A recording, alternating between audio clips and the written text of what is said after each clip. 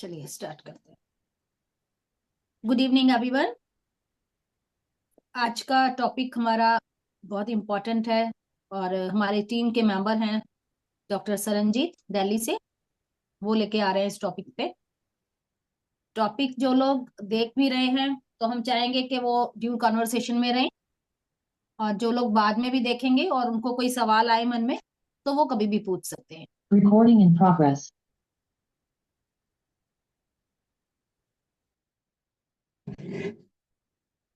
तो हम time waste नहीं करेंगे, तो वेलकम करेंगे डॉक्टर सरन।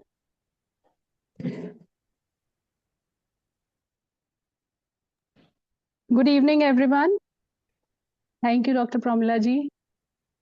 आज का जो हमारा टॉपिक रहेगा वो रहेगा डिफेंस मैकेनिज्म, जो कि डॉक्टर सिगमंड फ्रॉयड ने दिया था। इसके मतलब मैं कुछ सालों से इसको पढ़ रही थी तो आई फेल्ट लाइक ये होम्योपैथी में बहुत अच्छे से जाता है। इनकी जो थ्योरी थी वो सारी की सारी होम्योपैथी से बहुत अच्छे से हम लोग ले सकते हैं इनकी थ्योरी को। इसमें डिफेंस मैकेनिज्म क्या होता है एक्चुअली? डिफेंस मैकेनिज्म वो होता है जैसे हमारी माइंड जो है, कई बार हमारे को कुछ ऐसे सिचुएशंस में ले आता है जहाँ पे कि हम लोग उसको एडजस्ट नहीं कर पाते। तो हमारी माइंड की कुछ ऐसी स्ट्रैटेजीज होती हैं, कुछ ऐसे वो तरीके होते हैं जिससे कि हम इन सबको जो हमारे दिल में एंजाइटीज चलती हैं आपस में एक दूसरे से, मतलब ये करना चाहिए नहीं करना चाहिए, ऐसा क्यों हुआ, या हमारी कुछ ऐसी डिजायर्स होती हैं हमें ये चाहिए, उन सबको हम कैसे सबकॉन्शियस माइंड, अनकॉन्शियस माइंड या अपने अंदर कैसे उन सबको दबा देते हैं, हमारी बॉडी कैसे दबा देती है, उसके ऊपर है ये डिफेंस मैकेनिज्म इसका। और जो सिगमंड फ्रॉयड थे, ये एक फिजिशियन थे, वियनिस फिजिशियन थे। ये इन्होंने न्यूरोलॉजी में स्पेशलाइजेशन किया था और इनको यूनिवर्सिटी ऑफ वियना में इनको अपॉइंटमेंट मिली। बट वहां पे जब ये लेक्चर देने गए, फर्स्ट लेक्चर देने गए, तो वहां पर उन्होंने न्यूरोटिक पेशेंट को, जिसको कि हेडेक रहती थी, परसिस्टेंट हेडेक रहती थी, उन्होंने उसको मिसडायग्नोज किया। मिसडायग्नोज कैसे किया? उन्होंने कहा कि ये क्रॉनिक मेनिंजाइटिस का केस है। तो उसको ऑब्वियसली जब उसने मिसडायग्नोज किया है तो उसको जॉब से निकाल दिया गया। फिर 1985 में वो 1885 में सॉरी, वो चाकोट से मिले और वहां पे पेरिस में उन्होंने सीखा हिप्नोसिस, उनसे सीखा। और फिर उन्होंने चाकोट के साथ मिलके लेटर उन्होंने ब्रूअर से भी मिले। वो भी उस टाइम बहुत अच्छे वो थे, फिजिशियन थे, जो कि एलिमेंट्स को हिप्नोसिस के थ्रू, लेडीज की एलिमेंट्स को हिप्नोसिस के थ्रू ठीक करते थे। और फिर फ्रूइड ने जो है ब्रूअर के साथ मिलके उन्होंने psychoanalysis, psychodynamic theory उन्होंने दी कि based on the psychoanalysis principle, जिसको उन्होंने कहा फ्री एसोसिएशन। अब क्या होता था, जब भी वो हिप्नोसिस करते थे लेडीज का, या स्पेशली लेडीज ही आती थी उस टाइम पे, जो कि बहुत ही ज्यादा, मतलब ऑलमोस्ट कह लो डेथ बेड पे, या बहुत ही ज्यादा मेंटली वो लोग वीक होते थे या फिजिकली वीक होते थे, पेन्स होती थी बॉडी में। बट जब उनको हिप्नोसिस देते थे और उनको बोला जाता था कि अब अपने बारे में बताओ, तो वो अपने फ्री होके, फ्री एसोसिएशन के साथ, मतलब बिना कुछ रोक टोक के अपनी सारी मन की जो दबी हुई इच्छाएं थी वो बोल देती थी। फिर जब उनको हिप्नोसिस से बाहर लेकर आते थे तो used to feel very light, और उनकी आधी से ज्यादा बीमारियां उनकी ठीक हो जाती थी। तो उन्होंने बताया कि उस मॉडल से कि एंजाइटी जो सी है, जो साइकिक पेन जो सी है, जो हमारे अंदर दब जाती है, वो जो सी है वो कैसे हम लोग बाहर निकाल सकते हैं इसके थ्रू। उस थ्योरी को उन्होंने कहा था साइको एनालिसिस। और फिर इसके ऊपर उन्होंने थ्योरी दी थी साइको सेक्सुअल डेवलपमेंट। अगर स्क्रीन शेयर हो जाती है तो ठीक है, देखो डॉक्टर साक्षी, स्क्रीन शेयर होती है तो ठीक है, नहीं तो मैं ऐसी चलती हूँ। एक ही कर देंगी साक्षी, कर दो बेटा फोन से। हाँ। तो उन्होंने जब साइको एनालिसिस दिया तो उसमें उन्होंने स्टेजेस भी बताई थी, बट उससे पहले उन्होंने बताया। साक्षी हो रहा है बेटा?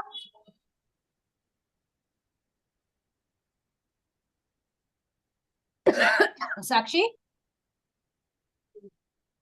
मैंने एक्चुअली यहाँ से कंप्यूटर से करने की कोशिश की थी तो आवाज ना बहुत वो हो रही थी, इधर से इको उधर हो रही। फैल रही थी, इको चल रही थी, फिर मैंने बंद कर दिया। हाँ जी। हम्म। अब उन्होंने ये जो दिया था, अ, ये जो आप थर्ड स्लाइड देख रहे हो, थर्ड स्लाइड में फादर ऑफ साइको एनालिसिस जो लिखा है, उसके साथ ही मैंने फ्रूइड के साइकोसेक्सुअल डेवलपमेंट थ्योरी बताई है। उसने कहा कि जो बच्चे होते हैं उनकी डेवलपमेंट कैसे होती है। जैसे इन्फेंट जो सा है 0 to 2 years की एज में, उसके अंदर जो सा है ग्रेटिफिकेशन होती है, कैसे ओरल ग्रेटिफिकेशन होती है, यानी कि उसको अब फीडिंग टेक्निक्स ही मालूम है, तो वो किसी से कैसे रिलेट करता है, ओनली थ्रू साइको, मतलब दैट ओरल ग्रेटिफिकेशन से, सकिंग हो गया, बैबलिंग हो गया, बै बै बै करके। फिर उसके बाद 3 to 7 years ये फेलिक एज होती है, ये बहुत इंपॉर्टेंट एज होती है बच्चों की। इसमें वो अपने सेक्सुअलिटी को एक्सप्लोर करते हैं कि we are males and we are females, वो अपने आप को मेल फीमेल में डिवाइड करते हैं। और इस एज में वो रिलेट करते हैं कि हम पापा के साथ कैसे रिलेटेड है, मदर्स के साथ कैसे रिलेटेड है। इस एज में बच्चों में बॉयज का they get attracted toward their mothers and girls attracted towards their father, तो ये भी एज बहुत इंपॉर्टेंट एज है। उससे पहले, सॉरी, 0 to 2 के बाद 2 to 3 आता है, जिसमें एनल स्टेज कहते हैं। इसमें बच्चा सीखता है कि टॉयलेट ट्रेनिंग हो गई, यूरिनेशन, ब्लैडर कंट्रोल, ये सब सीखता है। 3 to 7 एज में पेलिक एज आ गई, जो मैंने आपको बता दिया अभी। फिर 7 to 11 में आती है लेटेंसी स्टेज। इसमें क्या होता है, बच्चा जो है उसकी सेक्सुअल अर्जीज खत्म हो जाती है। अब वो अपने करियर की तरफ, अपनी पढ़ाई की तरफ, इन सब की चीजों की तरफ फोकस करता है कि यस, मेरे करियर गोल्स क्या होने चाहिए। वो फ्रेंड्स के साथ या उन सब के साथ वो उनसे प्रभावित होके आगे आगे अपनी लाइफ में बढ़ना शुरू करता है। Then comes the genital age 11 and adult, उससे बड़े जब हो जाते हैं बच्चे, वो अब सारा अपने अपना ऑपोजिट सेक्स की तरफ अट्रैक्ट भी होते हैं, स्टडीज भी करते हैं, अपना करियर भी बनाते हैं। वो सब उनका ये वाली एज में चलता है। अब डिफेंस मैकेनिज्म, जैसे मैंने आपको बता दिया कि हमारे अनकॉन्शियस स्ट्रेटेजीज होती हैं, जो कि हमारे इड, ईगो और सुपर ईगो जो है वो डेवलप करती है। डॉक्टर साक्षी, इससे नीचे वाली स्लाइड कर देना, ये जो आइसबर्ग बना हुआ है। अब उन्होंने क्या किया, उन्होंने कहा कि हमारे अंदर 3 चीजें होती हैं। इड होती है, ईगो होती है एंड सुपर ईगो होती है। इड क्या है, इड जो उनसे प्लेजर प्रिंसिपल पे ऑपरेट करता है। प्लेजर प्रिंसिपल मतलब मुझे चाहिए है तो अभी चाहिए है। मतलब जो बच्चा होता है, जो वो वाली स्टेज होती है बच्चे वाली, या जिद्दी जिसको हम कहते हैं, वो इड होती है, जिद। हमारी जिद को हम लोग ईगो के साथ कंपेयर कर सकते हैं। और एक होती है सुपर ईगो। सुपर ईगो जो सी होती है वो मोरालिटी प्रिंसिपल्स पे डिपेंड करता है, जो हमारे मॉरल्स रहते हैं, कि वो रिजिड पर्सनालिटी होते हैं। कि अगर सपोज करो कि अगर हमने बोल दिया कि इससे ऊपर आपके उस स्पीड से गाड़ी नहीं चला सकते हो, तो वो उस स्पीड से क्या, उससे भी कई गुना कम स्पीड पे गाड़ी चलाएंगे। अगर उनको कह दिया कि भाई, मतलब जो लोग होते हैं ना बहुत रिजिड होते हैं कि ऐसे है, ये हमारे मॉरल प्रिंसिपल्स ऐसे हैं तो ऐसे ही होने चाहिए, इसके अलावा हम कुछ नहीं कर सकते, ये मोरालिटी पे। अब जैसे इड वाला बच्चा है, उसको अगर हम समझाएं कि बेटा बाहर जाके बोल दो कि पापा घर पे नहीं है, ठीक है, वो बोल देगा, ओके। ईगो, सुपर ईगो वाला क्या करेगा, वो कहेगा पापा ने बोला है कि मैं घर पे नहीं हूँ, बिकॉज उसको लगता है कि मुझे झूठ नहीं बोलना है, मेरे मोरालिटीज ये जो है, मैं अपने मॉरल प्रिंसिपल्स पे कायम रहूंगा। अब इन दोनों के बीच में द्वंद जो होता है नॉर्मल, वो अब ईगो हमारी सॉल्व करती है। ईगो जो सी होती है वो एक सुपरफिशियल, यानी हमारे आइसबर्ग, अनकॉन्शियस माइंड, यानी इड हमारी सबसे नीचे, आइसबर्ग जैसे पानी के नीचे है। प्री कॉन्शियस सुपर ईगो होती है, वो हमारे आइसबर्ग और ऊपर, मतलब वाटर, डीप वाटर और उसके बीच में होती है, हमारे को याद रहती हैं वो चीजें। अब ईगो इन दोनों के द्वंद को सॉल्व करता है। कैसे सॉल्व करता है कि जैसे अब पापा घर पे हैं नहीं है, वो कहेगा नहीं पापा घर पे नहीं है, वो ऐसे बोल देगा। और कार जो चलानी है, सपोज करो, एड वाला बच्चा जो गाड़ी चलाएगा या बाइक चलाएगा, without any gears, without any डर, जितने बाइक की स्पीड जा सकती है उसी स्पीड पे चलानी है, मतलब जितनी मैक्सिमम तक जा सकती है वो एड वाले बच्चे करेंगे। और सुपर ईगो वाले, जैसे मैंने बताया, बहुत स्लो चलाएंगे, बहुत ही ज्यादा स्लो। अब ईगो उनको कैसे सॉल्व करेगा, गियर्स डालेगा, फुल स्पीड में भी चलानी है तो कोई ऐसी जगह ढूंढेगा जहां एक्सीडेंट्स होने के बहुत कम चांसेस हैं, वो वाली रोड को वो फॉलो करेगा, और पूरे गियर्स डाल के, हेलमेट, नी के गियर्स और सब डाल के, उस हिसाब से वो बाइक चलाएगा। ऐसे हमारी ईगो जो सी है, इनका द्वंद सॉल्व करती है। और ईगो जो सी होती है हमारे कॉन्शियस माइंड में रहती है, और वो हमारे सब कुछ रियलिटी के ऊपर जो सी है, जो भी हमारे ये फ्लूइड के प्रिंसिपल्स हैं, डिफेंस मैकेनिज्म जो है वो इसी पर ही चलता है। अब डॉक्टर साक्षी, ये स्लाइड नंबर 7। अब हम इसका समझेंगे कि इड ईगो कैसे ऑपरेट करती है हमारे अंदर। जो इड है, सॉरी, ईगो जो है, अब वो कैसे हमारे सारे के सारे, बस ऊपर ऊपर ऊपर, वो ऊपर जो गई है, और नीचे, हाँ जी, ये डिनाइल जहां लिखा है, ये वाली जो है, अब हमारे 12 फ्लूइड ने हमें 12 ऐसे प्रिंसिपल्स दिए हैं जिसके थ्रू हम अपने डिजायर्स को, जो हमारी डिजायर्स, रोज की डिजायर्स होती हैं, हम उसको कैसे सप्रेस कह लो, डिनाई कह लो, हमारी बॉडी, हमारे सबकॉन्शियस माइंड में वो कैसे हमारे अपने आप ही सॉल्व हो जाती हैं या हमें जबरदस्ती करनी पड़ती हैं। अब जैसे डिनायल स्टेज है, उसमें हम रिफ्यूज कर देंगे कि नहीं, हमारे को कोई प्रॉब्लम ही नहीं है, हम रियलिटी को एक्सेप्ट ही नहीं करेंगे। किसी को क्रॉनिक इलनेस है, वो डिनाई कर देगा। अब जैसे देश के लिए लड़ने जाते हैं जवान, वहां पे जाएंगे और फिर अचानक से खबर आ जाएगी घर में कि उनका युद्ध के ड्यूरिंग ही इज नो मोर, तो उनकी जब बॉडी आएगी तो उनकी फैमिली डिनाई कर देगी, नहीं ये नहीं है। दैट इज द डिनायल, जो बिल्कुल वो एक्सेप्ट ही नहीं करते हैं। अब जो एक सपोज करो कोई अल्कोहलिक है, वो रिफ्यूज कर देगा कि नहीं, मैं तो अल्कोहलिक हूं ही नहीं। ये डिनाई करने की इनकी ताकत होती है। तो ये होता है हमारा डिनाइल का प्रोसेस। ये डिनाइल जो है हमारे सबकॉन्शियस माइंड में अपने आप ही चलता रहता है। इसे नेक्स्ट स्लाइड कर दीजिए। अब हमारे होम्योपैथी में इसके साथ जो रूब्रिक्स जाते हैं, mind, reality, fight from reality, flight from reality, ठीक है, वो फ्लाइट कर जाएगा, रियलिटी को एक्सेप्ट नहीं कर रहा है। Withdrawal from reality, delusions, well, mind and reality between एक वेल बन जाएगी उनकी। फिर sensations and complaints in general में है well feeling, sense of well being etcetera. Denies being sick, वो डिनाई कर देगा। ड्रीम्स रिपर्टी में एक ऑस्ट्रिच पॉलिसी के ऊपर बहुत सारे रूब्रिक्स हैं। ऑस्ट्रिच पॉलिसी क्या है? उसने जब भी ऑस्ट्रिच ने कोई देखा कि सामने से कोई उसके ऊपर अटैक करने आ रहा है, तो वो अपना जमीन में सिर गाड़ के बैठ जाएगा, मैंने देखा ही नहीं जी, ठीक है। तो वो ड्रीम्स, ऑस्ट्रिच पॉलिसी, ड्रीम्स की रेपर्टरी में बहुत सारे रूब्रिक्स हैं, जिसमें मैंने 2 ही दिए हैं। Feeling of threat, looks at the ground not to see it, या sleep going to escape a troublesome situation, ostrich policy में ये है। Next slide please. अब जैसे हमने तारे जमीन पर मूवी देखी है, ईशान के पेरेंट्स डिनाई कर देते हैं, बेटा ऊपर वाला एक जिसमें ऑस्ट्रिच बना हुआ है, हाँ जी बस। तारे जमीन पर जैसे ईशान के पेरेंट्स जो है वो डिनाई कर देते हैं हमारे बेटे को डिसलेक्सिया नहीं है। वो कहते हैं नहीं, he is lazy, he is disobedient, नहीं, ठीक है। और कबीर सिंह में जैसे उसने इमोशनल डिपेंडेंसी आफ्टर लव, उसका जो उसको मिला नहीं उसकी लाइफ का, तो वो अल्कोहल पे भी डिपेंडेंट हो गया था, और वो सेल्फ डिस्ट्रक्शन के मोड पे चला गया था, बट वो डिनाई कर रहा था, ठीक है। तो ये वही होता है, refusal to accept reality to avoid emotional discomfort. और पेशेंट जो है सप्रेस करते हैं to acknowledge their problems and leading to physical and emotional symptoms. अब इसकी की रेमेडीज जो सी हैं तो बहुत सारी, बट मैंने, क्योंकि फिर ज्यादा स्पेस होती है, तो मैंने 3 ही सब में मेंशन की है। तो एक है arsenic help, denies vulnerability, perfectionism होती है इनमें, और फियर ऑफ इलनेस होती है, पर वो डिनाई करते हैं इन सबको। इग्निशिया में सप्रेसिस ग्रीफ होता है, appears resilient, able to endure hardship without complain. और नेट्रम्यूर में भी हमें मालूम है रिफ्यूज कर देगा टू एक्सप्रेस देयर इमोशंस। और इसकी हमारी क्लिनिकल प्रेजेंटेशन कैसे आएगी? हमारे पास पेशेंट आएगा, chronic illness is ignored until severe, तब तक, मतलब जब तक वो बढ़ नहीं जाती तब तक हमारे पास पेशेंट नहीं आएगा, जैसे डायबिटीज और हाइपरटेंशन के।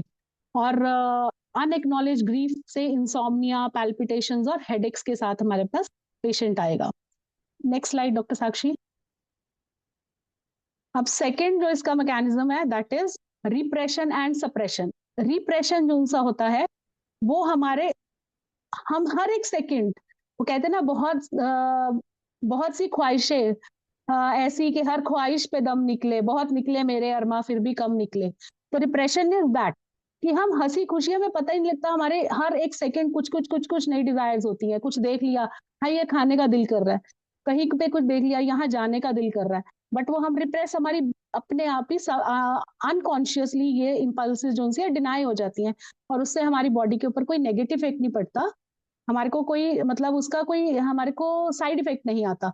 बट सप्रेशन क्या होता है? अब हमारे को सप्रेस करनी है अपनी फीलिंग्स, कोई हमें कुछ कह रहा है, कुछ भी कर रहा है, कांस्टेंट हमारे जो सी अनइजीनेस डिस्कम्फर्ट रहती है उसमें, तो उसको सप्रेस करने के लिए जैसे हम कई एक बार कहते हैं कि काउंट टिल 10, अपने ये चीजों को सप्रेस करो, तो इससे हमारी जो सी है प्रॉब्लम आ जाती है।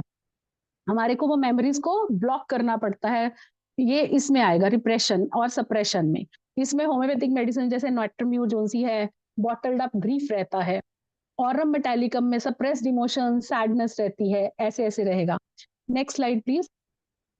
अब इसके अंदर जो रूब्रिक्स हमने लिए हैं, माइल्ड हेल्प, माइंड में हेल्पलेसनेस फीलिंग है, हेल्पलेसनेस फीलिंग इमोशनल लेवल पे, इन्फेंट फील्स लाइक, ऐसी वाली हेल्पलेस फीलिंग रहेगी।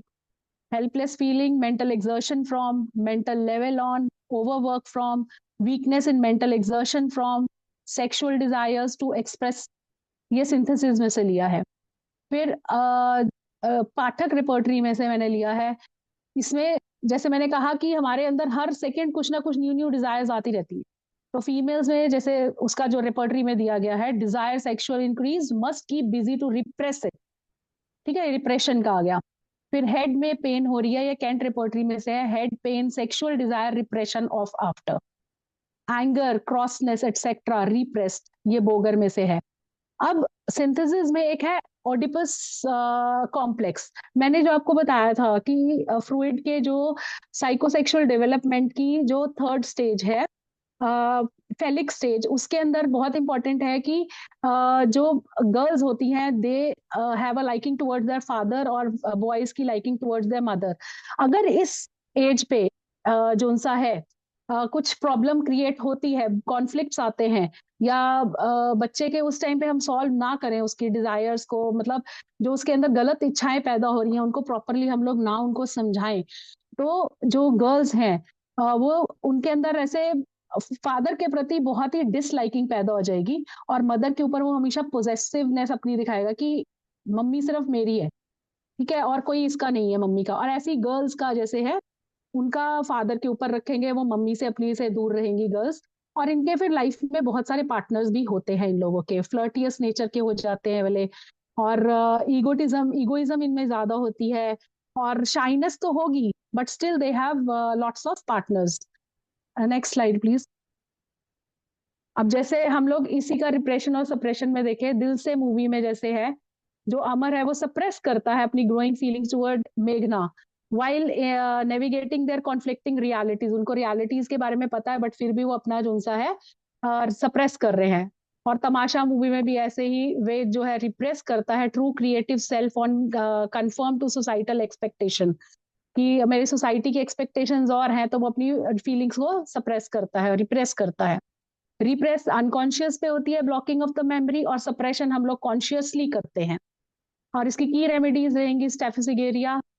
स्टेफिसिगेरिया में हमें मालूम है बहुत सारा मतलब सप्रेशन और एंगर रहता है, और क्रोज थिंग ये सब होता है। लाइकोपोडियम में इंफीरियोरिटी फीलिंग्स आ जाती है रिप्रेशन के कारण, क्योंकि हमने अपनी डोमिनेंस से हमने अपनी जो डिजायर्स हैं उनको हमने मास्क कर लिया है। और मेटेलिकम में रिप्रेशन होती है लीडिंग टू डिप्रेसिव स्टेट्स। और क्लिनिकल प्रेजेंटेशन इसकी कैसी रहेगी हमारे पास, रिकरेंट इन्फेक्शंस के साथ आएंगे, डाइजेस्टिव इश्यूज के साथ आएंगे, सप्रेस्ड इमोशंस के कारण, और क्रॉनिक फटीग सिंड्रोम जैसे होता है, और हेडेक्स के साथ जो अनरिजॉल्व कॉन्फ्लिक्ट्स के साथ ये लोग आएंगे।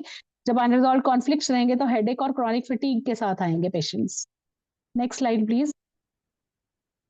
अब इसका थर्ड चीज है डिस्प्लेसमेंट। डिस्प्लेसमेंट में क्या होता है, बॉस ने हमें गुस्सा किया ऑफिस में, हम घर गए अपने बच्चों पे या अपने जो भी हमारे से इंफीरियर है हमने उस पर गुस्सा कर दिया, अपनी मेड्स पे गुस्सा निकाल दिया, पति ने हमें गुस्सा किया, हमने जाके मेड पे गुस्सा कर दिया, हस्बैंड पे हमने गुस्सा किया, हस्बैंड ने बाहर जाके रोड पे रोड रेज हो गया। दिस इज डिस्प्लेसमेंट, एक से दूसरे के ऊपर रीडायरेक्ट कर देना अपनी इमोशंस को, ठीक है। Venting frustration on the subordinate instead of boss, boss पे तो कर नहीं सकते, अपने इंफीरियर्स पे कर सकते हैं, तो इसमें भी स्टेफिसिगेरिया बहुत अच्छी जाती है, और कैमोमिला भी इरिटेबिलिटी के कारण इसमें बहुत अच्छी जाती है। Next slide please. अब सिंथेसिस में जो इसका मिला है मुझे, mind hard on inferiors and kind on superiors, ये सिंथेसिस में रहेगा। फिर mind censorious blames others, family blames others in her family, और एलिमेंट्स फ्रॉम मॉर्टिफिकेशन, मर्फी में मुझे मिला है hard on inferiors and kind on superiors. Boenninghausen and repertory में मिला है change in general state, aggravation emotions from reproaches after having been blamed और something, तो उसकी वजह से जो है वो आके एग्रावेट हो जाए उसकी प्रॉब्लम्स। ठीक है। और पीकू मूवी में जैसे हमने देखा है, पीकू मूवी में उसको अपना जो पीकू के ऊपर इतना स्ट्रेस है, उसकी अपनी डिजायर्स को वो सप्रेस कर रही है, तो वो फ्रस्ट्रेशंस किस पे निकालती है? अपने कलीग्स पे और अपने फादर पे जाके निकालती है। This is displacement. अब इसकी डिस्क्रिप्शन जैसे मैंने बता ही दिया, redirecting emotions from the original source to a safer target पे हम लोग करते हैं। इसमें मेडिसिन जैसे मैंने स्टाफ का भी बताया, और मेडिसिन है कैमोमिला, नक्सवामिका, अनाकार्डियम। कैमोमिला में इरिटेबिलिटी रहेगी, हर एक के ऊपर इरिटेबल रहेगा ये बंदा। नक्सवामिका एंगर, ट्रिवियल फ्रस्ट्रेशन जो उनकी अपनी जो बिजनेस की या कहीं की भी है, वो रीडायरेक्ट कर देगा अपने से जूनियर्स पे। एनाकार्डियम में भी ऐसे वो स्प्लिट रहेगा, सप्रेस करना है या डिस्प्लेस करना है अपनी इमोशंस को, क्या करूं? एनाकार्डियम में वो डुअल पर्सनालिटी वाला सिस्टम रहेगा। इसकी क्लिनिकल प्रेजेंटेशन रहेगी, आईबीएस के साथ हमारे पास पेशेंट्स आएंगे, टेंशन हेडेक होंगी, बिहेवियरल इशू होंगे रिलेशनशिप्स में, एक्सेसिव टेम्पर टेंट्रम्स रहेंगे इसमें पेशेंट पे। नेक्स्ट इसका है प्रोजेक्शन। प्रोजेक्शन में क्या होता है? जैसे हमने एक प्रोजेक्टर लगाया, वॉल के ऊपर सारा आ गया, वॉल के ऊपर हमने पिक्चर देख ली, या जो पर्दा बना है हम प्रोजेक्टर से देखते हैं, उसके ऊपर हमने पिक्चर देख ली हमने। अब इसमें ये एक समझने वाला है, क्योंकि इसमें प्रोजेक्शन में क्या होगा, हमारे अंदर कुछ फ्लॉज हैं, हमारे अंदर कुछ कमियां हैं, बट हम अपने अंदर नहीं एक्सेप्ट कर रहे, वो हम दूसरों को बोल रहे हैं कि ये कमी तुम्हारे अंदर है। जैसे कि सपोज करो कि पार्टनर्स हैं, पार्टनर में एक पार्टनर का सपोज करो अफेयर चल रहा है कहीं पर, और वो आके अपनी पार्टनर के ऊपर, दूसरे के ऊपर बोलेगा तुम्हारा अफेयर चल रहा है कहीं पे, मतलब वो अपना जो है वो दूसरे के ऊपर प्रोजेक्ट करेगा कि ये तुम्हारे कार तुम कर रहे हो, ये मैं नहीं कर रहा हूँ, ब्लेम करेगा उनको।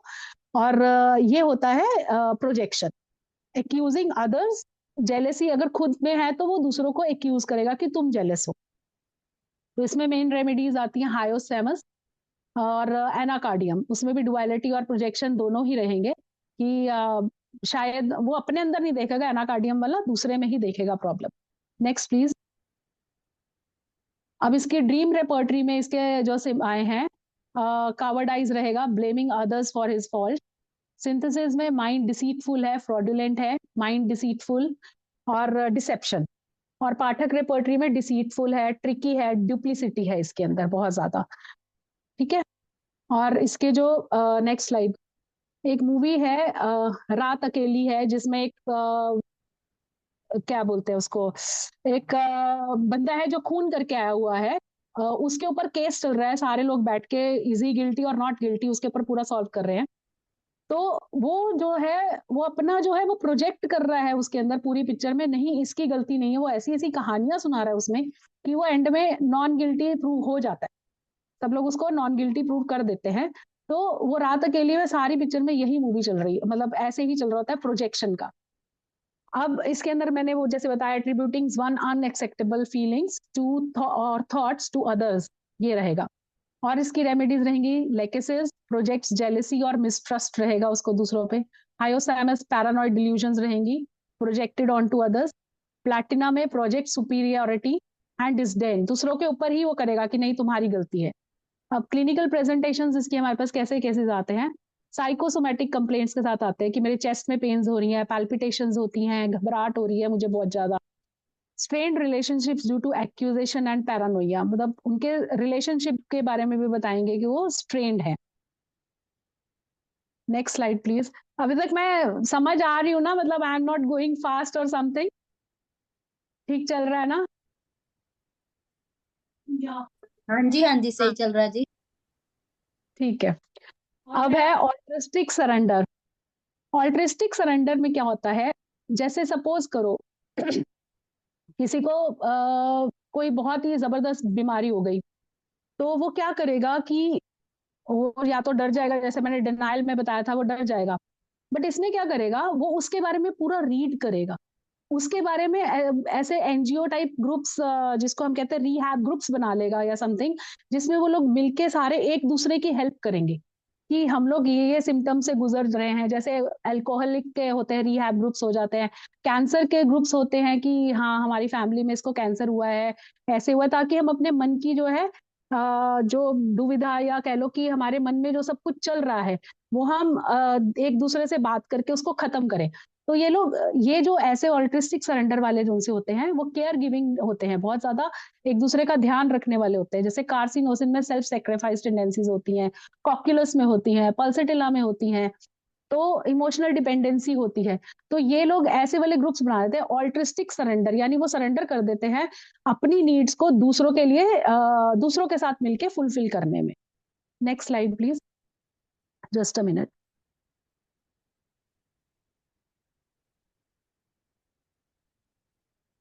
अब इसमें सिंथेसिस में sympathetic, same pain his brother complained of felt the, उसने भी वही कंप्लेंट जो उसके ब्रदर ने किया, तो उसको भी लगा कि मेरे अंदर भी यही कंप्लेंट्स हो सकती है, मतलब है।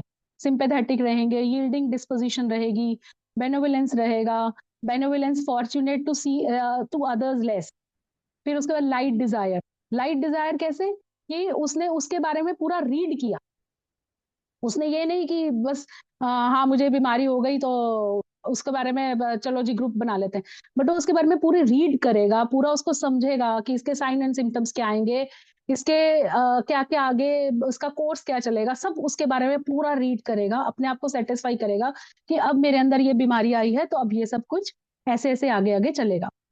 अब इसमें ड्रीम्स रेपर्टरी में है self sacrifice, self effacing, doing things in favour of others with lack of initiative to do something for herself, अपने लिए नहीं कर पाया बट मैं दूसरों के लिए करूंगा, सेल्फ सेक्रीफाइस करेंगे। Self efficacy, offer somebody her chair because all other chairs are occupied, ये भी इसके अंदर हम ले सकते हैं ऑल्ट्रिस्टिक सरेंडर में, कि अपनी चेयर उसने किसी और को दे दी। अपने व्हीकल जो है, jumping before approaching vehicle to save someone, ये भी हम लोग ऑल्ट्रिस्टिक सरेंडर में दे सकते हैं। Next slide please. अब जैसे बेटा ऊपर वाली, एक ऊपर, एक ऊपर, एक और, जहाँ पे ये लोग खड़े हैं ना वो वाली। मैम, हाँ लैपटॉप में हाँ जी, ओपन हो गया है, एक बार शेयर करूं? आ, कर लो अगर हो जाता है तो। ओके।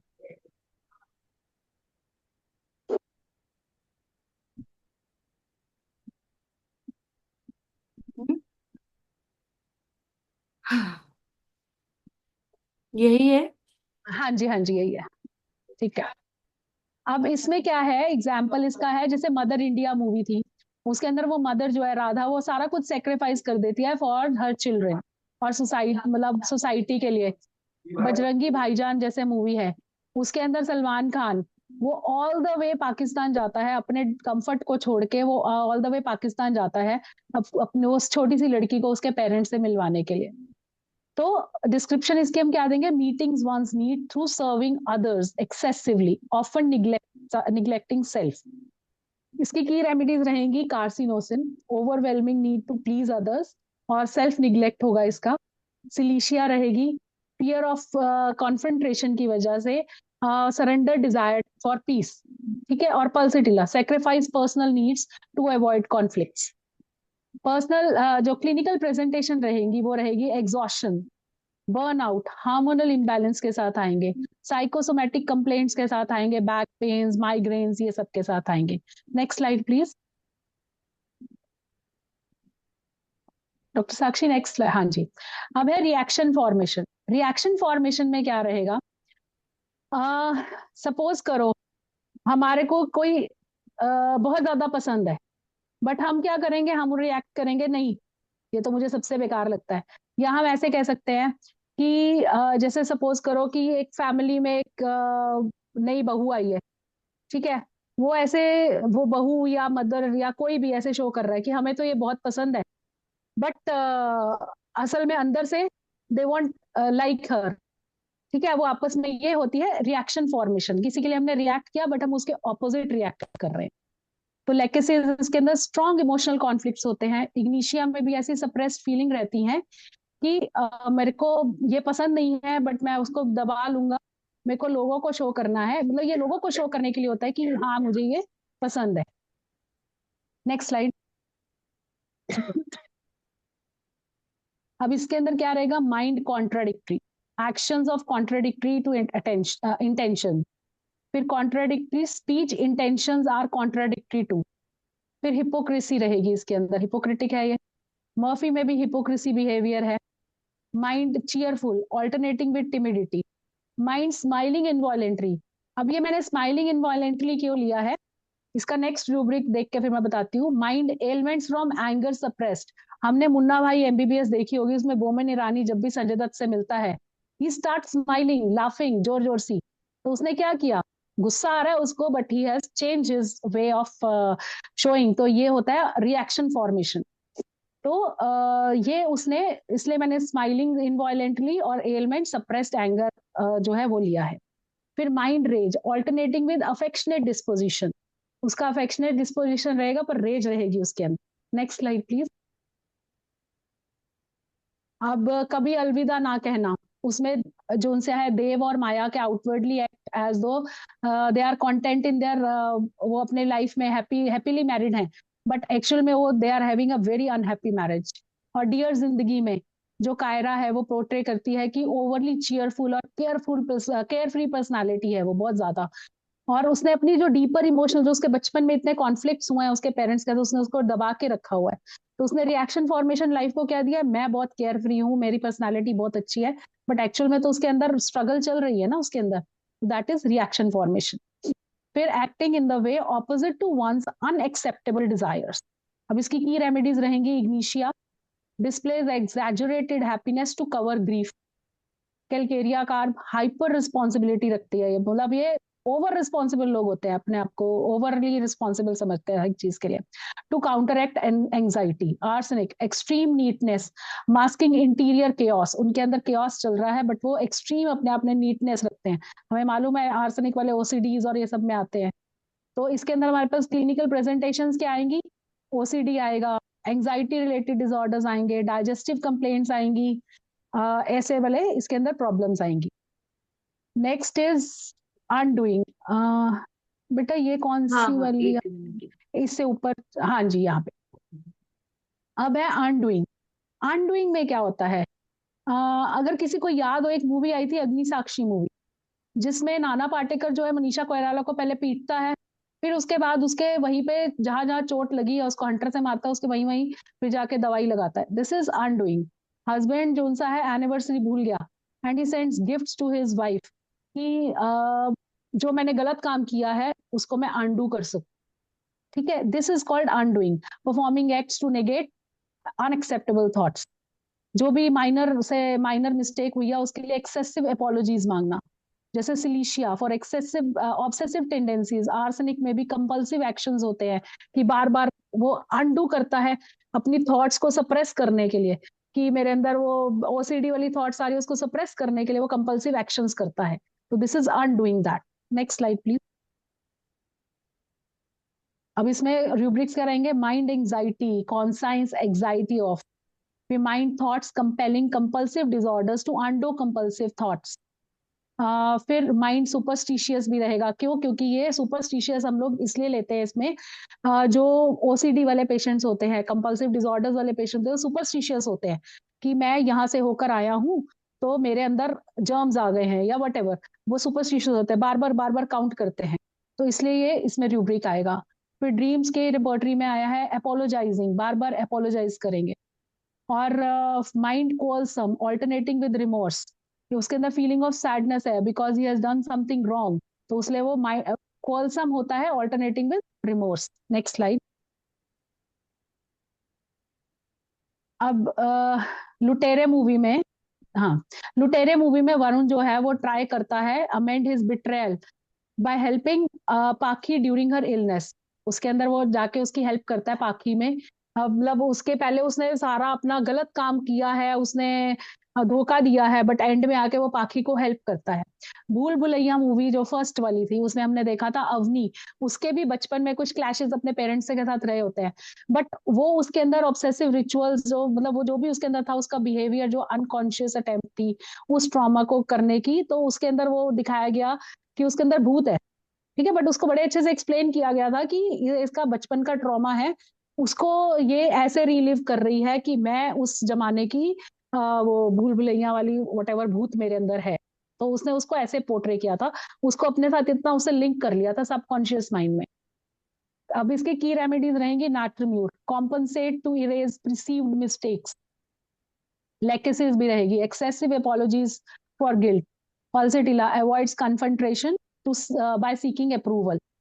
क्लिनिकल प्रेजेंटेशन इसकी रहेगी एंजाइटी और गिल्ट मैनिफेस्टिंग एज पाल्पिटेशंस आएंगी, चेस्ट टाइटनेस रहेगी, रिपीटेड रिचुअल्स रहेंगे, वॉशिंग हेड, वही ओसीडी के भी इसमें केसेस मतलब हम हमारे पास आ सकते हैं, अनडूइंग में भी, और इससे पहले जो हमने वो किया था उसमें भी, रिएक्शन फॉर्मेशन में भी। Next slide please. अब है इंट्रोजेक्शन और आइडेंटिफिकेशन। इंट्रोजेक्शन आइडेंटिफिकेशन क्या होता है? जैसे तेरे नाम पिक्चर आई थी, उसमें सबने सलमान खान का हेयर स्टाइल कॉपी कर लिया था।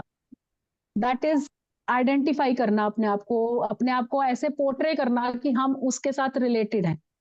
बच्चे जो उनसे होते हैं वो अपने पेरेंट्स को इतना ज्यादा वो देखते हैं या इतना ज्यादा मतलब फॉलो कर ले कि जब वो आसपास नहीं है तो अपने छोटे भाई बहन पे, अपने सिबलिंग्स के, अपने फ्रेंड्स के साथ वो अपने आप को ऐसे पोर्ट्रे करे कि हम उनके माँ बाप हैं। They start playing like their parents. तो दैट इज इंट्रोजेक्शन और आइडेंटिफिकेशन उसको कहते हैं। अब एक विलेज गर्ल है, बहुत सिंपल लाइफ वाली विलेज गर्ल है, उसकी शादी किसी बिजनेसमैन से हो जाती है, तो वो अपनी एक मर्यादा, अपनी उस टाइप का लाइफस्टाइल बनाने के लिए जो अपना वैल्यूज को अडॉप्ट करेगी और जो उसकी बचपन की वैल्यूज है उसको हटा देगी, उसको कहीं दबा देगी, दैट इज आइडेंटिफिकेशन। वो अपने आप को उससे आइडेंटिफाई करना चाह रही है कि मैं तो ऐसे हूँ, वो अपना बचपन का वो सारा भूल जाएगी। Next slide please. इसके अंदर अब रहेंगे ड्रीम्स की रिपोर्टरी में identifying one self with someone else, she is identifying her self totally with her colleague, so acts as if she were her colleague. Mind delusion, neglected duty as he has neglected his, reproaches deserve. Delusions रहेंगी, उसको reproach करेगा, he has neglected his duty and deserves, कि उसको मतलब अब reproach की जरूरत है, मतलब गुस्सा अब उसको होगा, अब उसको सॉरी करना चाहिए। ऐसे ही ये पाठक रेपर्टरी में reproaches himself। माइंड ये सिंथेसिस में भी है, सब में है। Mind elements domination father bye yielding disposition रहेगी। इमिटेशन मिमिक्री, क्योंकि वो इमिटेट कर रहे हैं, imitating boy is what his father does, ये ड्रीम्स रेपर्टरी में है। Imitating child parents teacher, teacher जैसे बच्चा जो है पेरेंट्स या टीचर जैसे इमिटेट करेगा, एडल्ट जैसे करेगा, समबडी एल्स जैसे करेगा, ये सारे हैं। फिर और सिंथेसिस में है mind confidence wants of self confidence, confidence नहीं है तभी तो दूसरे को हम लोग दूसरे को फॉलो करते हैं ना। सेल्फ डिप्रिसिएशन, अपना हम लोग अपने आप को नीचे छोड़ के और दूसरों के ऊपर वो करते हैं अपने आप को, तो हमारा सेल्फ कॉन्फिडेंस कहीं ना कहीं खत्म है। Next slide please. जैसे छिछोरे मूवी में अनिरुद्ध जोन सा है और उसके फ्रेंड्स जो उनसे अपने कॉलेज लाइफ में वापस जाते हैं, कॉलेज विजिट करते हैं, रिविजिट करते हैं, ताकि वो अपने बेटे को इंस्पायर कर सके कि यू शुड बी ओपन, क्योंकि वो आई थिंक उसमें सुसाइड अटेम्प्ट कर चुका होता है या समथिंग लाइक दैट। तो उसको रिविजिट कराते हैं कि तुम देख कॉलेज की लाइफ कितनी अच्छी होती है। एंड फैन मूवी में भी ऐसे ही है, जो गौरव रहता है वो अपने आइडल जो जिसको भी वो मानता है आर्यन को, उसके जैसा जो सा इंडिविजुअलिटी मतलब वैसे बनाना शुरू कर देता है, अपने आप को वैसे पोर्ट्रे करता है। तो इसका डिस्क्रिप्शन क्या रहेगा? Internalising characteristics of others to reduce anxiety, अपनी एंजाइटी को हटाने के लिए। ये सारे जितने भी हम ये पढ़ रहे हैं फ्रूइड के, जितने भी हमने पढ़ने हैं ये वाले 12 के 12, ये सारे अपनी एंजाइटी को हटाने के लिए ये सारे होते हैं, जो हमारी सबकॉन्शियस माइंड में ईगो जो सी है सब कुछ ये दबाती है, या हम इसको सप्रेस करते हैं अपनी एंजाइटीज को। अब इसकी की रेमेडीज रहेगी phosphorus, mimics personality to gain acceptance, carcinosin adopts traits of authoritative figures, stramonium identifies with aggressors in trauma, वो जो एग्रेसर्स हैं ट्रॉमा में उसके जैसे अपने आप को आइडेंटिफाई कर लेगा, अपने आप को पीछे छुपा लेता है स्ट्रेमोनियम वाला। क्लिनिकल प्रेजेंटेशंस इसकी क्या रहेंगी? आइडेंटिटी क्राइसिस रहेंगे, पर्सनालिटी डिसऑर्डर रहेगा, स्ट्रेस इंड्यूस हेडेक रहेंगी, और फ्रीक्वेंट कोल्ड्स के साथ आएंगे, कोल्ड कफ के साथ। Next slide please.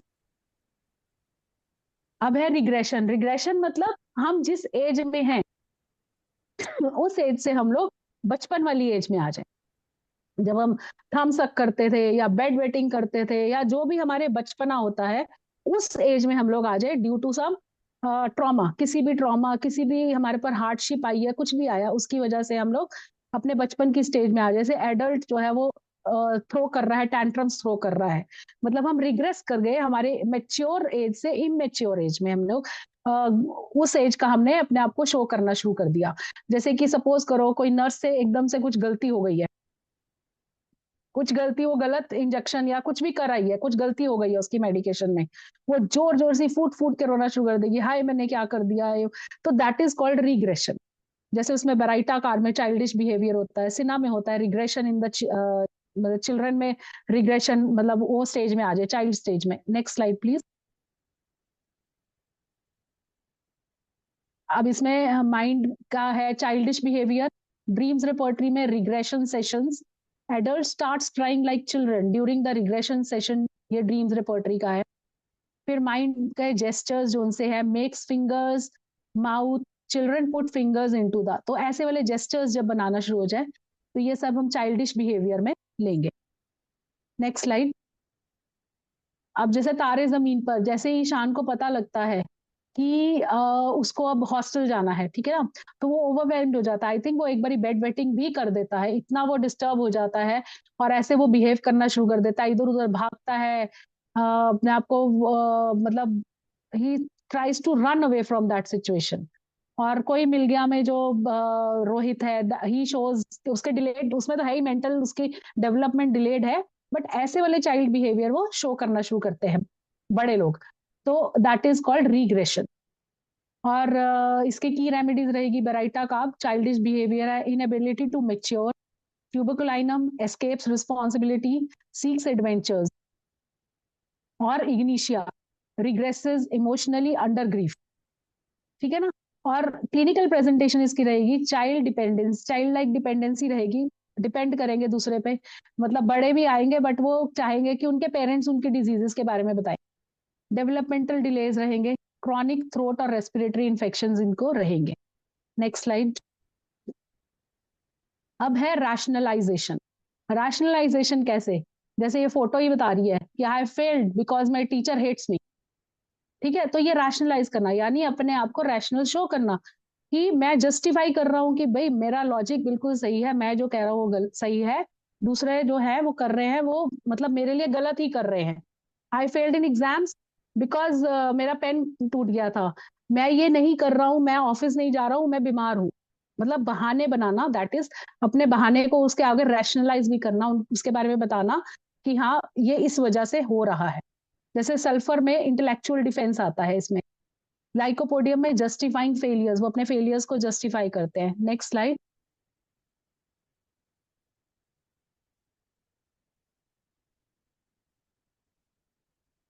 हाँ जी, ड्रीम्स रिपोर्टरी में जैसे कावर्डाइज रहेगा, searching an excuse not to give a performance, dreams excuse having an excuse not have done something, dreams की और excuse making an excuse self और somebody else, having stolen something, किसी और ने steel कर लिया है। इसमें रैशनलाइजेशन में ना लोग ऐसे भी होते हैं जो चोर होते हैं ना कई बारी, मतलब जिनको शॉप लिफ्टिंग के शौक होता है, मतलब हैबिट कह लो या वट एवर, वो क्या करेंगे, चीज उठा लेंगे, अगर कोई उससे पूछे यार तुमने ये क्यों उठा लिया, वो कहेगा बहुत कमाता है, कोई बात नहीं, मेरे उठाने से कोई फर्क नहीं पड़ता, उसने अपनी बात को रैशनलाइज किया, ठीक है। फिर dream fraudulent practices, not going to his work, somebody is, so looks for an excuse, pretending being sick। फिर ड्रीम्स में एक और है excuse making an excuse self और somebody else to steal a car, वही स्टीलिंग का भी इसमें आ जाएगा। नेक्स्ट है ड्रीम्स में बहुत सारे रिपोर्टरी में, इसमें बहुत सारे रूब्रिक्स है इससे related. Next slide, next slide कर दो बेटा। हाँ जी, जैसे क्वीन मूवी में अब रानी का ब्रेकअप हो गया है, मतलब उसकी शादी नहीं हो रही, तो वो अपने आप को जस्टिफाई कर रही है कि मुझे हनीमून पे जाने दो, क्योंकि मैं अब घूमूंगी, मतलब सोलो हनीमून पे जाऊंगी, ताकि मैं, वो अपनी एंग्जाइटी को ही छुपाना चाह रही थी, बट वो कहती मैं सोलो हनीमून पे जाऊंगी, मेरे साथ हो गया जो, उसको वो सप्रेस कर रही है, उसको रैशनलाइज करके वो बता रही है अपने पेरेंट्स को कि मैं जाऊंगी। देन जॉली एलएलबी में जैसे है वो जस्टिफाई करता है हिज इनिशियल अनएथिकल एक्शंस, जो उनसे पहले उसको नहीं आते होते, तो उसके करियर प्रोग्रेशन में उसको कैसे उसने जस्टिफाई करता है कि मेरे जो करियर इसलिए आगे नहीं बढ़ा, उसलिए आगे नहीं बढ़ा, वो ऐसे करते हैं, रैशनलाइज करते हैं अपने आप। फिर उसके की रेमेडीज रहेंगी, anacardium uses excuse to resolve inner conflict, lycopodium rationalizes fear of failure as practical caution, nux vomica excuse aggressive and और impulsive behavior रहेंगे, इसके excuses aggressive excuses रहेंगे और impulsive behaviors रहेंगे। अब इसमें क्लिनिकल प्रेजेंटेशन कैसी रहेगी, stress related digestive issues, gastritis, ulcers, insomnia due to mental restlessness, ये सब आएगा। Next slide please. अब है इंटेलेक्चुअलाइजेशन। इंटेलेक्चुअलाइजेशन क्या होता है, सपोज करो आपकी कार का एक्सीडेंट हो गया, इंस्टेड ऑफ सीइंग कि किस किस को चोट लगी, क्या लगी, यू विल इमीडिएटली कॉल कि हाँ भाई, उस कॉल करो फटाफट, किसी को एम्बुलेंस को कॉल करो, पुलिस को कॉल करो, हमारा एक्सीडेंट हो गया है, to take us to the hospital. तो दैट इज कॉल्ड इंटेलेक्चुअलाइजेशन। घर में किसी की डेथ हुई है, कुछ हुआ है, तो सब लोग उस स्टेज में है कि हाँ हम लोग ग्रीविंग स्टेज में है। बट ये जो पर्सन होता है जिसमें इंटेलेक्चुअलाइजेशन होती है, ये एक पॉजिटिव तरीके से भी लिया जाता है इसको, ये नेगेटिव नहीं होता है, पॉजिटिव होता है ये, कि वो अपनी इमोशंस को ब्लॉक करके और वो सबको कॉल कर रहा है कि ग्रैंड मदर की डेथ हो गया, what ever who ever his died, और उसके रिचुअल्स हमने जो जो करने हैं उसका पूरा अरेंजमेंट करेगा ये बंदा।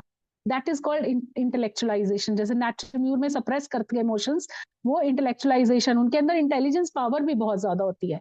एसिड फॉस में भी होता है, इमोशनल एग्जॉशन हो जाती है एसिड फॉस में, बट स्टिल वो जो सा है वो अपने आप को इंटेलेक्चुअलाइजेशन, वो बहुत ही मतलब अपने आप को शो करता है कि नहीं मेरे पे इसका असर नहीं हुआ है। एसिड फॉस वाला ऐसे शो करेगा। Next slide please.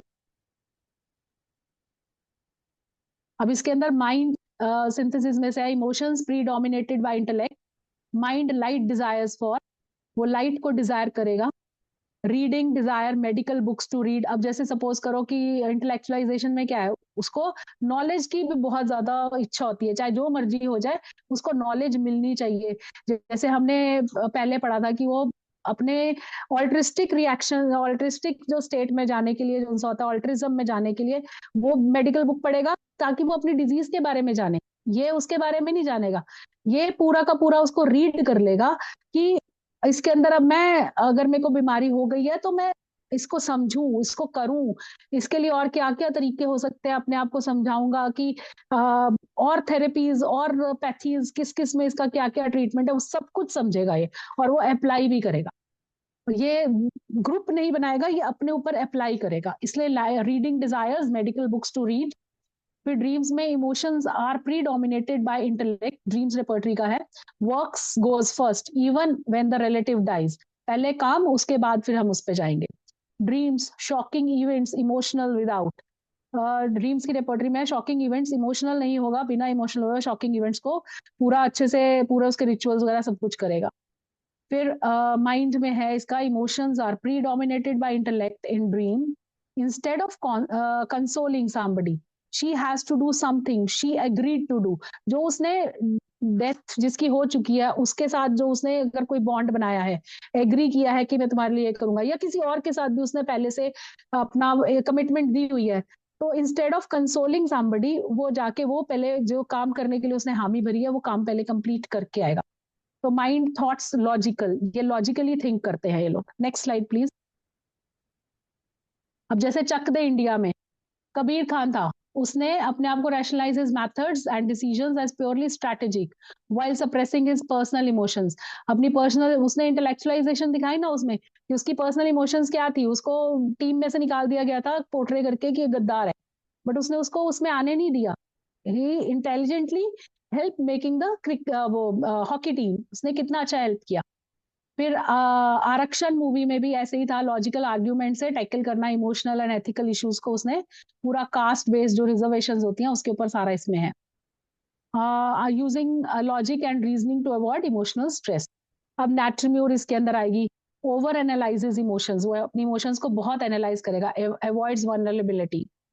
Kali carb, rigid होते हैं ये लोग, बहुत रिजिड होते हैं, इनकी जो सुपर ईगो होती है बहुत स्ट्रांग होती है काली कार्ब की, कि जो है वो वैसे ही है, उनके मोरल्स बहुत हाई होते हैं।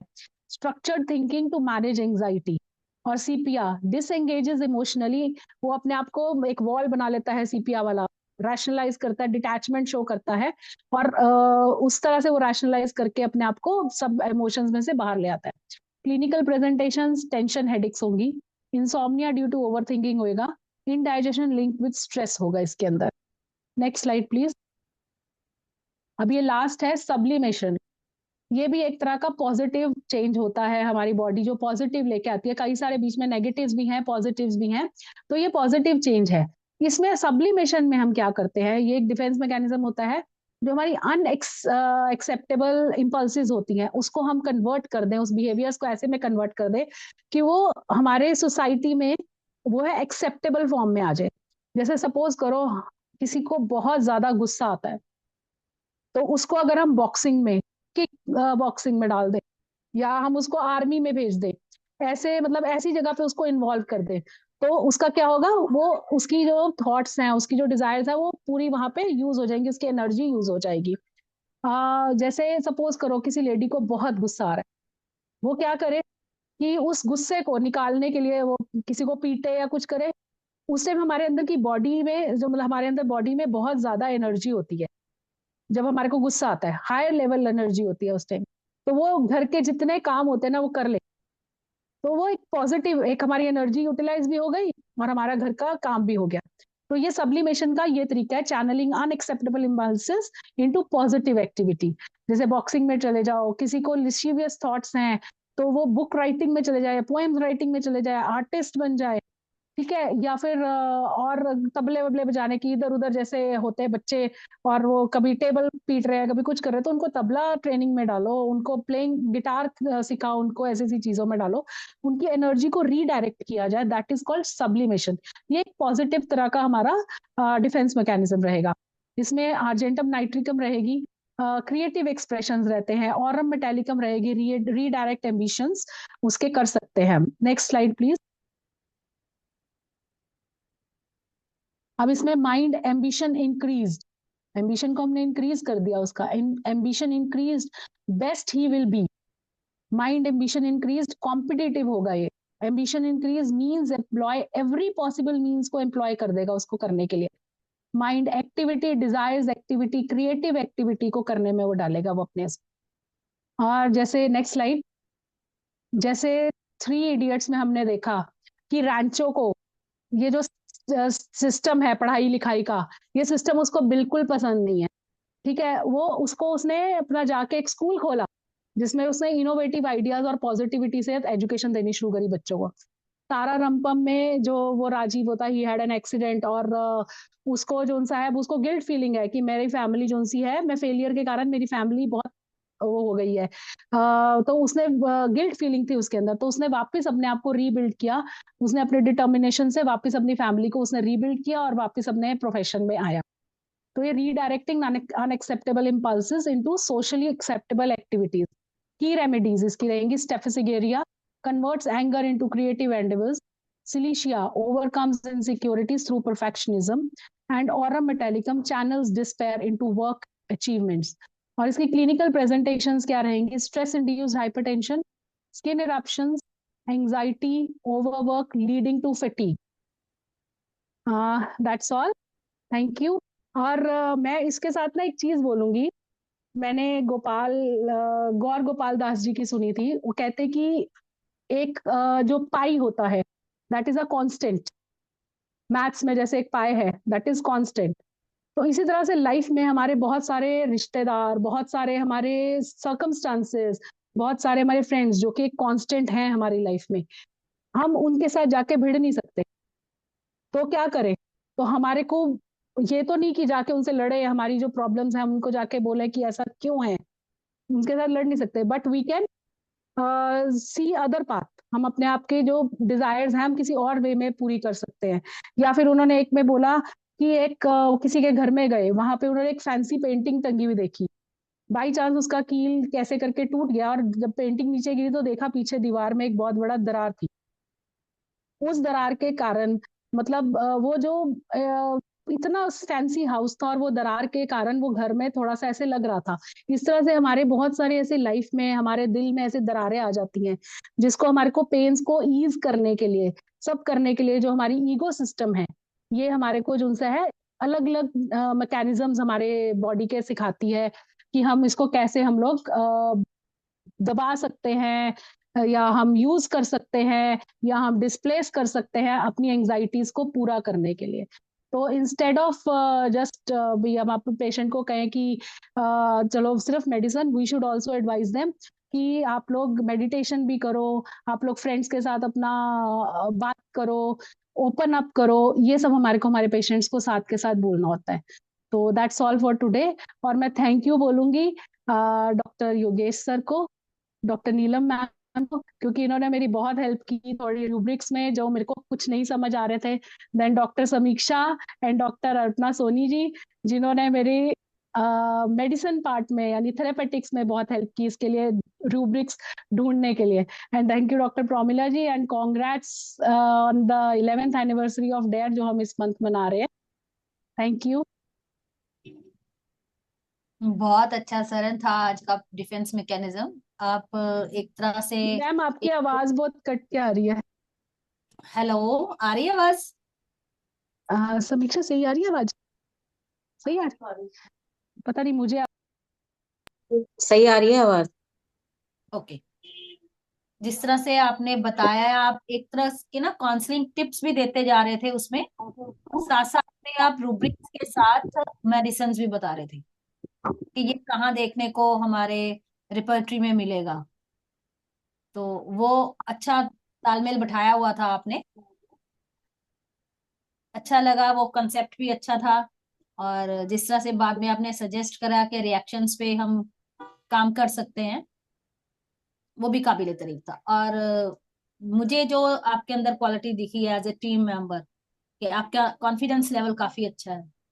Thank you ma'am. मैम आपने दिया नहीं, सच में कॉन्फिडेंट हर बंदे का एक टैलेंट है, मैं हमेशा बोलती हूँ। हर टीम मेंबर का एक टैलेंट है। जो तुम्हारा टैलेंट मुझे लगता है वो कॉन्फिडेंस लेवल, तुम एक चीज को समझ के उस पे काम करती हो, ऐसे ही जंप नहीं करती हो, उसको बना के रखना, और वही है। श्योर तुम्हारी मैम। स्ट्रेंथ भी है और वो तुम्हें आगे भी लेके जाएगा। Thank you ma'am. Thank you once congratulation again. Doctor Saran, thank बहुत अच्छा यू। था। Thank you doctor Soni. हम्म, वाकई में अच्छा था। ऑडियंस से कोई सवाल हो तो प्लीज सामने आएंगे। Swarna, it was very different topic, बिल्कुल जी, डिफरेंट भी था और इजी भी था। मैम वो देखने में लगता है कि ये पता नहीं क्या है कॉन्सेप्ट, बट इससे ना मुझे रिजल्ट्स बड़े अच्छे मिले हैं। मतलब 2 years से बिल्कुल मैं इसके ऊपर प्रैक्टिस कर रही हूँ। तो मतलब जैसे माइंड को समझना मेरे लिए थोड़ा इजी हो गया है। किसी का माइंड की उसके जब मेरे को पूछना होता है कि आपको ऐसी प्रॉब्लम हो रही है, कब से है, कुछ बचपन में हुआ था, कुछ कभी हुआ था, कैसे हुआ था, या उनकी पर्सनालिटी को समझने में बहुत हेल्प मिलती है। और उससे बहुत ही अच्छे अच्छे मतलब आप ऐसे एक पेशेंट आए मेरे पास, वो कहते हैं कि मतलब फार्मेसी में आए हमारी, कहते हैं कि मेरे को ना बलाटा टिंचर दे दो। क्यों चाहिए? वो फार्मासिस्ट पूछ रहा है, कहते मुझे ना मैं अस्थमा की पेशेंट हूँ और मैंने यूट्यूब पे वीडियो देखा है तो बलाटा लेने आई हूँ। मैंने कहा अच्छा। तो मैं चली गई, मैं अपने कैबिन में बैठी थी, मैं चली गई, मैंने कहा अच्छा आपने वीडियो देख के किया है? मैंने कहा ठीक है। मैंने कहा बट हमारी होम्योपैथी में ना ये नहीं होता कि अभी एक मेडिसिन सबके ऊपर चल जाएगी। तो मैंने उसको थोड़ा समझाया, कन्विंस किया। थोड़ी देर बाद वो आई मेरे कैबिन में, बोला कि मेरे हस्बैंड जो है ना, he is also a doctor, तो वो एलोपैथ है। और अब जब भी मैं उससे बात कर रही हूँ पेशेंट से, मेरे पास बैठी है, मैं उससे कुछ भी पूछ रही हूँ, उसके हस्बैंड फार्मेसी से इधर को मेरे कैबिन में आके he is coming and answering, अपनी वाइफ को नहीं बोलने दे रहे। वो बार बार वो आ रहे हैं, कुछ भी मैं क्वेश्चन पूछ रही हूँ वो आ रहे हैं आंसर करके जा रहे हैं। तो मेरे को वहां पे लगा she has a suppressed feeling. तो वो सारी साइड्स पे छोड़ी, स्टाफ स्टाफ की मैंने 3 डोजेस दी। और उसके साथ मतलब दी मैंने, बाकी भी दी, ऐसी बात नहीं है, जो टिंचर वगैरह और भी मेरे को देना था या कुछ देना था। तो 2 days बाद उनका मुझे एसएमएस आया कि उन्होंने जो दिन में 6-7 टाइम्स नेबुलाइज करते हैं, अपने आप को इनहेलर लेते हैं, वो उनका मॉर्निंग और इवनिंग का हो गया। मतलब इतना अच्छा ये सिस्टम काम करता है हमारा। बिल्कुल करता है। मैं कई बार सोचती हूँ कि हम लोग ज्यादा ब्लेस्ड हैं एलोपैथ से, क्योंकि हमारे पास बहुत सारे वेज हैं प्रैक्टिस करने के।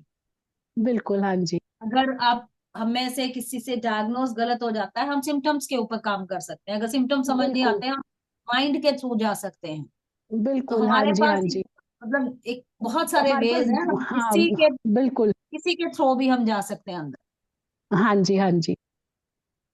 चलिए, अच्छा लगा। 11th thank you. एनिवर्सरी अभी तक हमारी चल रही है, पूरा दिसंबर चलेगा। तो हाँ आगे जी, के जो सेशंस आने हैं वो भी बहुत बेहतर होंगे। मिस मत कीजिएगा, अटेंड कीजिएगा रोज।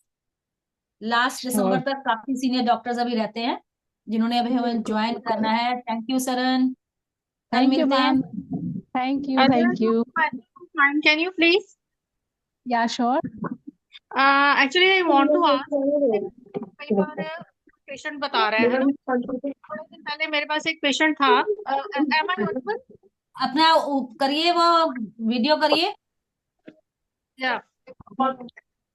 Am I audible now? Is it visible? हाँ जी, हाँ जी, थोड़े दिन पहले एक पेशेंट आया, तो उनको ये था कि उन कहते हैं कि मैं जब भागता हूँ ना, तो ऐसे लगता है मुझे मैं उड़ रहा हूँ। ठीक है हम्म, है ना, ड्यूजल फ्लाइंग। तो अभी एक जब मैं उसको रिपोर्ट इसमें कर रही थी ना, सॉफ्टवेयर में, तो उसमें ड्रीम्स फ्लाइंग में उसको अभी जैसे अभी आपने कुछ रूब्रिक्स लिए थे ना ड्रीम्स वाले, तो हाँ जी, हाँ जी। क्या इसमें आपको ड्रीम्स एज सच ड्रीम्स ही मिले, या फिर कई बार रूब्रिक्स इस मैम सच भी? इसमें ड्रीम्स की रेपर्टरी में आपके माइंड को ही ड्रीम में ले दिया गया है पूरा, हाँ हाँ, क्योंकि उसकी थॉट्स है ना, ये थॉट्स है ना उसकी, हाँ हाँ, यही मैं पूछ तो रही हम थी ले कि आप सकते हैं। सकते हैं ना? ठीक हाँ है, जी, हाँ जी। Thank you. Okay, thank you. हाँ जी, और कोई है? आपने बताया था कि नक्स्वामी का इम्पल्सिव होता है, हम हर केस में इम्पल्सिव होता है नक्स्वामी का? नक्सवामी को एम्बिशियस भी होता है, ठीक है ना, वो ओवर एम्बिशियस होता है, हाँ, जेलस भी होता है, जेलस ठीक भी है, होता एग्रेसिव भी होता है। और इसमें मतलब आपको ज्यादातर नक्सवामी का केसेस जो मिलेंगे ना, उसके अंदर आपको वो भी मिलेगा कि अल्कोहलिज्म कहीं ना कहीं होगा उसके अंदर, है। हाँ, कॉन्फिडेंस, ओवर कॉन्फिडेंस रहेगा इसमें। और बड़े ही पर जब उसका जब एंजाइटी वाली स्टेज आती है, जब वो एंजाइटी में चला जाता है, तो उसके ग्रीविंग और सैड मूड में हो जाता है वो नक्सवामी का। हाँ, ठीक है, तो ये कंट्रास्ट आ जाता है उसमें। वैसे वो बहुत अपने आप को एरोगेंट पर्सनालिटी शो करेगा, बट जैसे ही उसका सैड मूड, मतलब एंजाइटी आई, तो सैड मूड शो करेगा वो। ये आएगा उसमें डिफरेंस। सैड मूड शो करेगा, लेकिन एक धमाके के साथ, हाँ जी, गुस्से के साथ। गुस्से के साथ वो डिस्प्लेसमेंट वाला हो जाता है उसमें, तो अपना गुस्सा उसको वो गुस्से पे। चीज कवर करनी मुश्किल लगती है। जैसे किसी को लॉस हो रहा है बिजनेस में, या काम है, जैसे मैं अपना एग्जांपल देती हूँ। काम है, अगर मेरा काम खराब हो रहा है, कोई मेरे हम्म, 5 टीम मेंबर्स हैं, 2 से कुछ छुट्टी ले लिया या विड्रॉ कर लिया टीम से, और सडनली उस दिन काम भी बहुत ज्यादा है, तो मेरे हम्म। साथ छोटा सा मजाक भी किसी को भारी पड़ेगा उस दिन, कि भाई तेरे को काम नहीं दिख रहा यहाँ पे। हाँ जी, तो वो जो सैडनेस है, वो जो प्रेजेंट करने का तरीका होगा, वो अग्रेसिव वे में ही होगा। हाँ जी, बिल्कुल। बताना नहीं आएगा कि मैं परेशान हूँ, ये हूँ, वो रिएक्शन उसका वैसा आएगा। उसका, हाँ जी, वो रिएक्शन फॉर्मेशन उसकी ऐसी रहेगी। और हाँ, वो डिस्प्लेसमेंट में आएगा, रिएक्शन बिल्कुल फॉर्मेशन बिल्कुल। रहेगी। और उसका अनडूइंग, मतलब वो करके फिर बाद में पछताएगा भी कि मैंने ऐसे कर क्यों दिया। हाँ, अनडूइंग भी करना चाहेगा उसको। ये सारी पर्सनालिटीज नक्सवामिका में आएंगी। हाँ जी, कोई और है? चलिए, ओके सरन, बहुत अच्छा था, बेहतर लगा आपके साथ। कल थैंक यू मिलते हैं। मैम। आगे के सेशन सारे सच में बहुत बेहतर होने वाले हैं हमारे, तो छोड़ना मत कोई भी सेशन। हमारे फेसबुक पे भी लाइव हो रहा है सेशन, और साथ के साथ थोड़े दिन में डॉक्टर संजय वापस आ रहे हैं, तो यूट्यूब पे भी आपको सारे सेशंस मिलने वाले हैं। Thank you audience, bye bye, take care. Thank you ma'am.